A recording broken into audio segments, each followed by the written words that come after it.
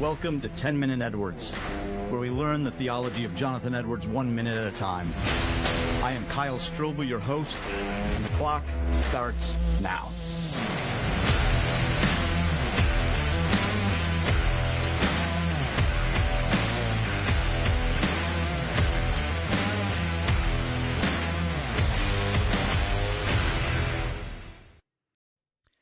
Welcome back to 10-Minute Edwards. In the last episode, we paused just to give a bit of a summary and try to consider the unique nature in which Edwards is talking about the persons of God, in particular what he calls the kind of peculiar nature of the divine persons.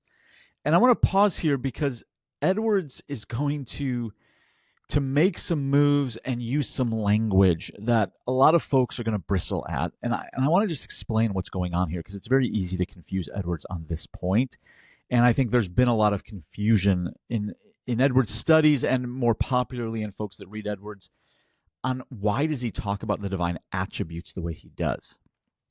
Now, in this kind of video, I'm going to use a language of personalism. Don't let that trip you up. So when I'm using the language of Edwards' personalism, all I mean by this is that Edwards chooses to really focus on the term person and therefore personhood in his account of the Trinity. And so when he talks about God, he's always talking about God in a kind of personal register. And so in light of that, why does Edwards talk about the divine attributes the way he does? And so here's an example from Edwards' Discourse on the Trinity. He says, "It is a maxim among the divines that everything that is in God is God, which must be understood of real attributes and not mere modalities. But if it be meant that real attributes of God, namely his understanding and love, are God, then what we have said may in some measure explain how it is so. For deity subsists in them distinctly, so they are distinct persons." So right away, notice that Edwards, he starts by talking about attributes, right? He's saying, when we talk about attributes, let's talk about real attributes, not mere modalities. I'm going to get to the mere modalities in a second. But to talk about real attributes, he immediately turns to the persons of the Son and Spirit, understanding and love. And he says, deity subsists in them distinctly, for they are distinct divine persons. And so Edwards develops a distinction in his doctrine of God between real attributes and relational attributes. This language in this era, and even the era prior among the Reformed High Orthodox, is very fluid. Real and relational, that's an acceptable distinction there. So Edwards is not the first one that uses it. Although I think we often confuse how Edwards is using it specifically. When Edwards says real attributes, he's naming something that calls out one of the divine persons. And so in setting up this distinction, he claims there must be these distinctions in the deity, namely of God absolutely considered, and the idea of God, and love and delight. And there are no other real distinctions in God that can be thought of. And so, of course, to talk about God is to talk about the triune persons of God. That's how Edwards sets up his discussions of the divine attributes.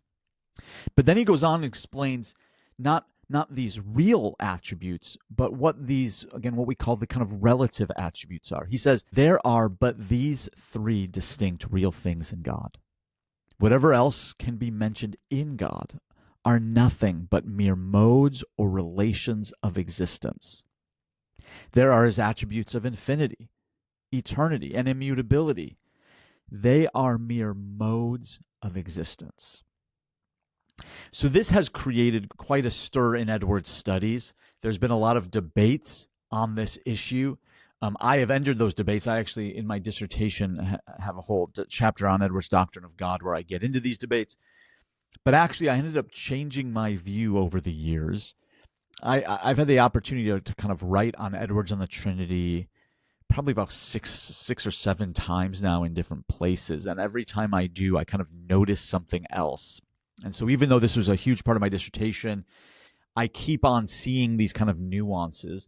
My latest iteration of this, if you are inclined to go further in this, is in the Oxford Handbook to Jonathan Edwards. I have the chapter on the Trinity in there, and I specifically name not only the different views and how various folks who write in Edwards studies kind of have articulated him on the divine attributes, but I even kind of name my own development in this. In some ways, this is very odd language. I think the overall tenor of what Edwards is doing is relatively clear. When something describes the extent of existence, this is not a real thing in God.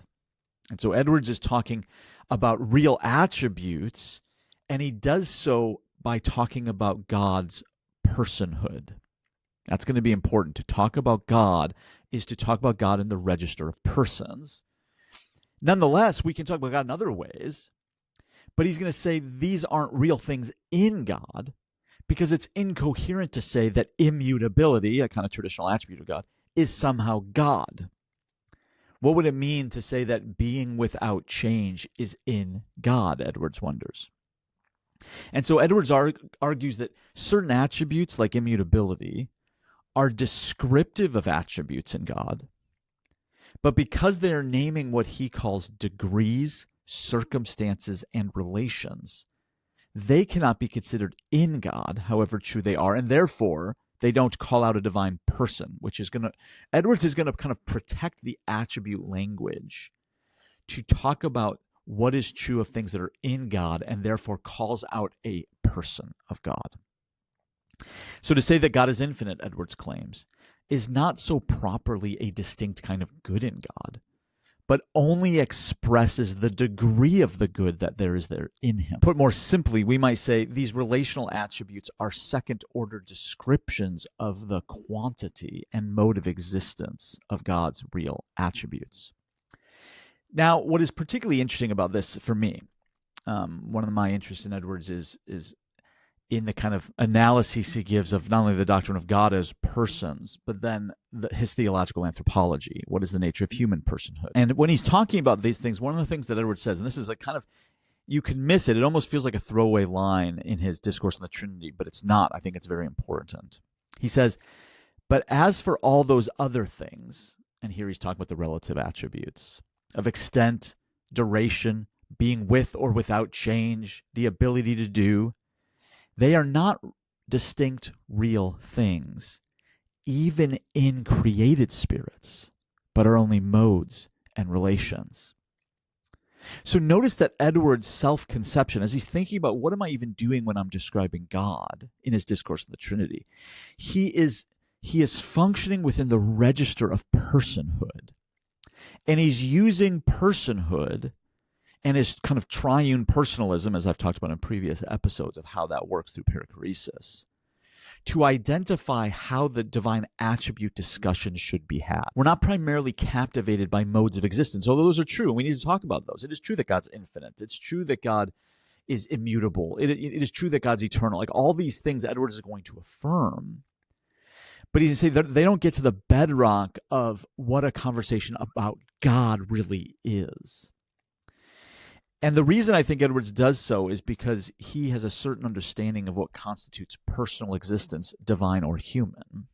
And this is what I'm calling Edwards' personalism. This leads him to kind of reconstruct what God talk is around the concept of personhood. Which is why when he talks about real and relative attributes in God, he's relating that to created spirits. He's like, look, we don't talk about persons this way. If you want to get to know a person, you don't first have to figure out if they're finite or not, right? Like, of course, those things are true, but they don't get to the bedrock of their identity, of what it means to talk about them in the proper register. And Edwards is going to have a whole discussion about God's being and God's essence and how do we think about these things. Like, it's not like he's going to ignore those things.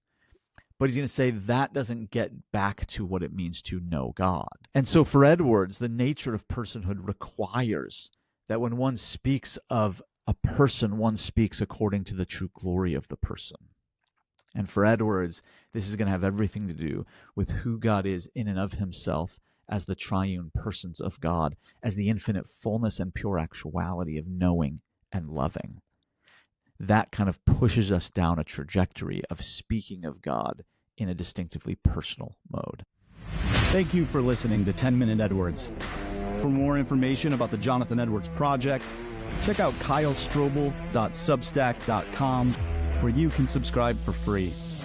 All paid subscribers also have access to long-form content on Edwards, Reformed theology and spirituality, and the evangelical spiritual theology tradition that has a word-centered, spirit-empowered, full-life spirituality.